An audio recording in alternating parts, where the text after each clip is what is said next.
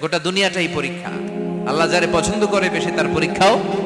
আসাদুন নাসি বালাআন আল আম্বিয়া, এই পৃথিবীতে আল্লাহ সবচেয়ে বেশি বালা মুসিবত দিয়ে পরীক্ষা করেছেন নবীদের। কারণ নবীরা আল্লাহর কাছে কম প্রিয় না বেশি প্রিয়? যেহেতু প্রিয় বেশি, পরীক্ষা। এজন্য মুমিনের উপর যদি পরীক্ষা আসে, মুমিনের উপর যদি অত্যাচার আসে, মুমিনের উপর যদি ধৈর্যের পরীক্ষা আসে, জেল জরিমানা আসে, মুমিন ওইটারে ভয় পায় না। মুমিন ভয় পায় একজনকে, চিল্লায় বলেন তিনি কে? কারণ আল্লাহর ঘোষণা ওয়ালা তাহিনু ওয়ালা তাহজানু, ঘোষণাটা কার? ভয় নাই, তোদের চিন্তা নাই। আনতুমুল আ'লাউনা ইন কুনতুম মুমিনিন, তোমরাই বিজয়ী হবা যদি মুমিন হও, যদি মুমিন হও।